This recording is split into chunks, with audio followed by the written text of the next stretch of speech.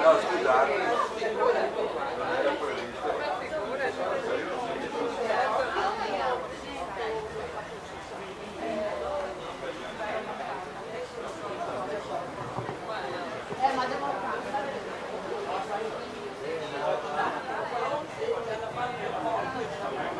Prova, prova.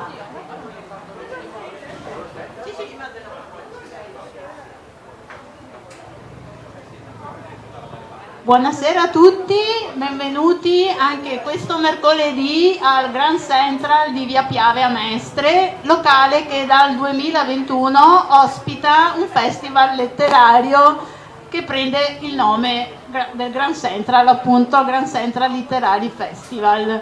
Siamo al secondo appuntamento della seconda parte dell'edizione estiva per il 2024 e questa sera abbiamo il piacere di ospitare il giornalista e scrittore mestrino Pierluigi Rizziato. Ciao Pierluigi, grazie di essere qui stasera.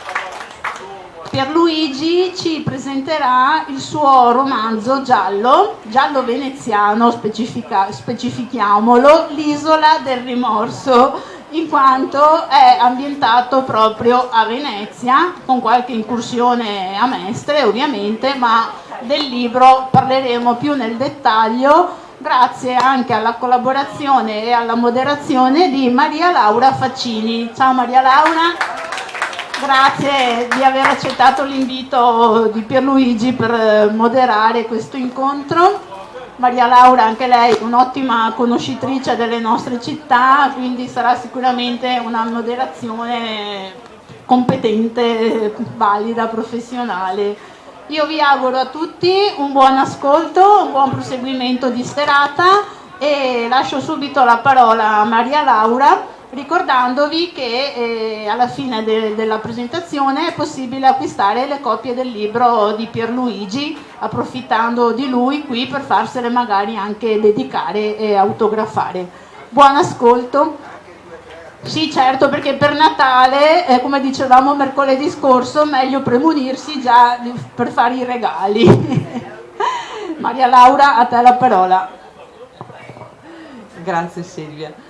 Buonasera a tutti, come diceva Silvia appunto io sono Maria Laura Faccini, sono qui in veste di mestrina naturalmente, in veste di amica dello scrittore e in veste anche di presidente del Comitato Progetto Comune, che è un comitato civico sorto nel 2024 per stare vicino alla città e in contatto con i cittadini in modo proficuo e per cercare di individuare problemi, soluzioni, sviluppi, idee eccetera per migliorare la qualità della vita di questa città. Naturalmente una parte del nostro lavoro è anche dedicato alla cultura e quindi ringrazio particolarmente Silvia che stasera ha fatto in modo che ci potessi essere anch'io con il mio amico Pierluigi e a questo appuntamento che ormai è ben consolidato e molto importante per la nostra città. Ringrazio anche naturalmente Giovanni Dal Pozzo, titolare del Grand Central, che ha reso questo luogo un luogo di appuntamento culturale con letteratura e musica. Allora, Pierluigi Rizziato, amico, mestrino, giornalista professionista, è stato corrispondente di settimanali sportivi, di musica, di cultura e di attualità.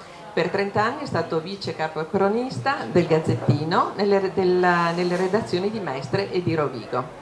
Tra gli altri suoi impegni e passioni, Pierluigi fa anche parte del consiglio direttivo del Centro Studi Storici di Mestre. Perché conosco Pierluigi? Appunto dicevamo abbiamo molte cose in comune, tra cui l'amore per questa città, e qualche anno fa tra l'altro con Mestre Mia ho avuto l'occasione di presentare un altro suo libro, perché ne ha scritti vari, La storia di Mestre, quindi sempre parliamo di Mestre, della nostra città. Pierluigi è una persona dal carattere forte e dalla grande ironia. La sua storia di giornalista gli ha permesso di conoscere, approfondire, analizzare 1000 mondi e lo ha portato alla scrittura di romanzi, saggi, storie che racchiudono sentimenti, fatti, emozioni, ma anche analisi lucide e competenti in vari ambiti della vita di Mestre di Venezia e dei diversi argomenti che ha scelto di affrontare. Il romanzo che presentiamo oggi è un'altra tappa della sua esperienza di scrittore e quindi per me è veramente un piacere, quindi grazie. Grazie Maria. Per iniziare vi chiedo una cosa, perché secondo me è importante per entrare nell'atmosfera del libro.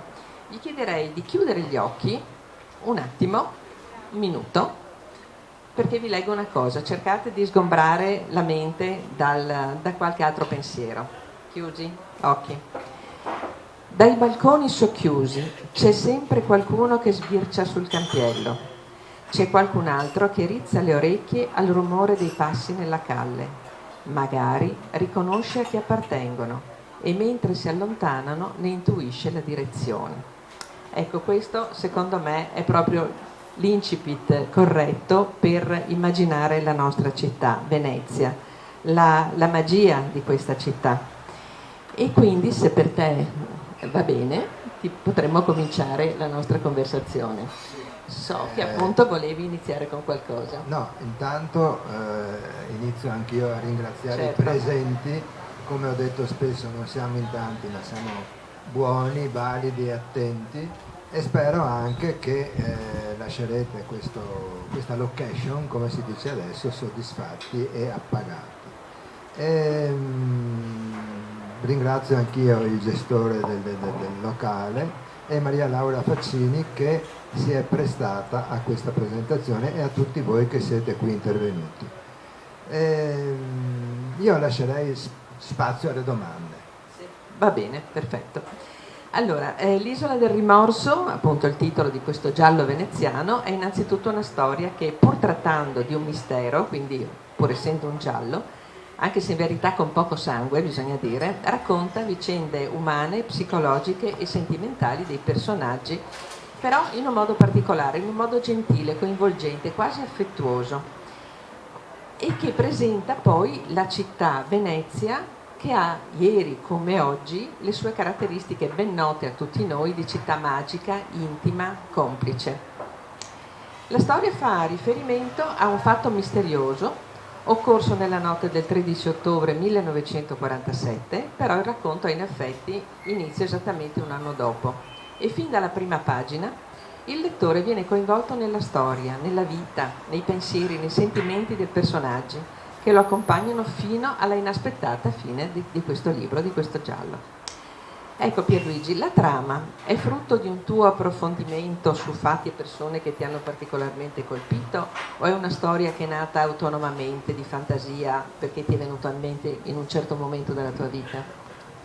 Sì, allora, andiamo per ordine. Io, l'ha citato prima Maria Laura, ho scritto una serie di libri quasi tutti interamente basati su Mestre. Perché su Mestre? Perché di questa città c'è molta bibliografia che però risale a molti anni addietro e fino a un certo periodo, anche in anni recenti, il libro più recente sulla storia di Mestre è la storia di Barizza, che è un volume voluminoso che racconta la storia di Mestre dalle origini, la racconta anche molto bene, fino al 1926, che è l'anno in cui Mestre viene amministrativamente accorpata a Venezia e lì finisce sostanzialmente di esistere come città perché diventa una frazioncina qualsiasi facente parte del comune di Venezia. Io sentivo che mancava una sorta di aggiornamento di queste cose relativamente a Mestre e ho cominciato da un'occasione che era quella del 45esimo anniversario di un gruppo musicale mestrino, gli Uragani, che penso tutti voi avrete sentito quantomeno nominare, e lì pubblicai un libro che era Mestre gli anni beat, un libretto di 48 pagine, foto e biografie di questi gruppi che animarono allora Mestre. Poi nel 2016 pubblicai La spiaggia di Mestre che voleva essere un primo passo per raccontare la storia più recente di Mestre. Cioè la spiaggia di Mestre racconta lo sviluppo di questa città dagli anni 50 in poi attraverso la crescita di 3 giovani che a Mestre nascono, crescono e diventano uomini. L'editore un giorno, siamo già al 2017, mi dice: tu che conosci Mestre? Ah sì, l'editore, Biblioteca dell'Immagine, allora pubblicava tante storie di città. E quando dico città, penso a Siena, Vicenza, Milano, Torino, ha fatto l'Aquila, comunque ha fatto tantissime storie di città in Italia. E mi fa: tu che conosci Mestre, bene Mestre, perché non mi fai la storia di Mestre? E nel 2017 è uscita la mia storia di Mestre, che si è basata su, vorrei dire centinaia, ma decine di fonti valide e ritenute ufficiali, compresa la storia di Barizza, e praticamente ho aggiornato la storia di Mestre al 2017, perché si parlava della giunta Brugnaro e dei festeggiamenti per i 100 anni di Porto Marghera, per cui una storia di Mestre estremamente aggiornata. Poi ho pubblicato altri 2 libri, e sempre basati su Mestre, e pensavo di aver chiuso la mia attività letteraria. E vengo alla domanda di Maria Laura. Cioè io non avevo nessuna intenzione, nessuna neanche idea, nessun spunto per scrivere un nuovo libro. E un giorno, rientrando a casa, a pochi metri da casa mia, io abito nella zona del palazzetto dello sport di Via Olimpia, si fa il ponticello, la zona di là, che è un incrocio di stradine, e camminando incontro una persona.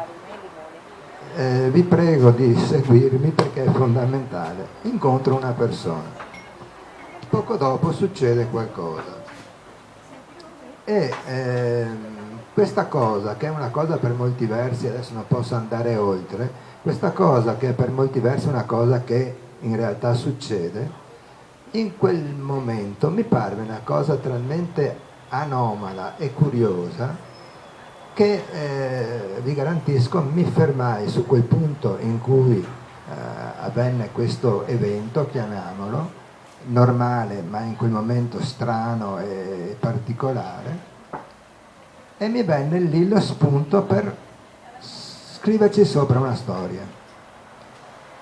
E la caratteristica di questo episodio mi spinse ad ambientarlo a Venezia, perché Venezia, con la sua struttura urbanistica, anche diciamo così, la calma della vita quotidiana, specie della Venezia che racconto qui, che è la Venezia del secolo scorso, la Venezia che va dal 1947 al 1993, che è il periodo in cui si svolge il racconto.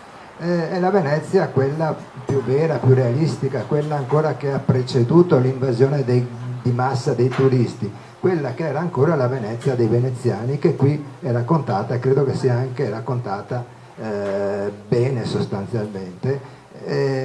Lo dico anche perché alcuni veneziani e veneziane che hanno letto il libro e l'hanno testato, perché questa è una storia di Venezia scritta da un mestrino, per cui io potevo fare anche errori con le calli, con i nomi di barche, io non me ne intendo assolutamente di barche, cioè potevo sbagliare qualcosa, invece testato da veneziani doc hanno detto che va tutto bene, e questo mi fa piacere. E quindi mi sono messo a scrivere questa storia. Apro una parentesi. Uno scrittore di musica su un quotidiano specializzato raccontò questa cosa di Bob Dylan. Il giornalista dice che Bob Dylan riterrebbe che le canzoni esistono già da qualche parte, occorre solo qualcuno che le raccolga e le renda pubbliche, le metta un po' a posto e le renda pubbliche. Ecco, non voglio dire che questo libro già esisteva da qualche parte, però questo episodio che mi è accaduto nei pressi di casa, secondo me, mi ha dato proprio l'input per scriverlo. Poi sono successe tante altre cose che hanno sviluppato la trama un po' alla volta. Faccio un altro esempio. Una sera ero a un aperitivo con degli amici musicisti e a questi amici musicisti dico ragazzi, ho in mente di scrivere un libro ambientato a Venezia e siccome a Venezia non mancano le osterie, ci sarà un'osteria e l'oste si chiamerà Perpetuo. Allora, l'oste Perpetuo sarà un protagonista della storia, ma non solo l'oste, il nome stesso Perpetuo darà adito a eventi di questo racconto. E poi sono successe tante altre cose, una in particolare, se avremo modo, ve la racconto perché è particolarmente curiosa. Poi ci sono santi che intervengono nella trama, ci sono episodi curiosi. E un'altra cosa, vabbè, questo ne parleremo dopo, passiamo alla seconda domanda. Allora, bene, grazie, l'introduzione l'abbiamo ben compresa. Come mai, invece mi interessa molto, hai scelto quel determinato periodo storico, quindi dal 47 al 93? Allora, perché? Poteva essere più tardi, poteva essere prima? Allora, non mi va molto di dire la mia età, però il 13 ottobre 47 è la mia data di nascita. Bene, adesso lo sappiamo tutti, quindi... Diciamo che mi è servito molto per comodità cronologica, nel senso che gli eventi che ho vissuto io li ho ben inquadrati qua nel libro. Infatti il libro, al di là di questa data 13 ottobre 47 e come diceva Laura, la storia inizia il 13 ottobre 48 e poi magari capiremo perché inizia il 13 ottobre 48,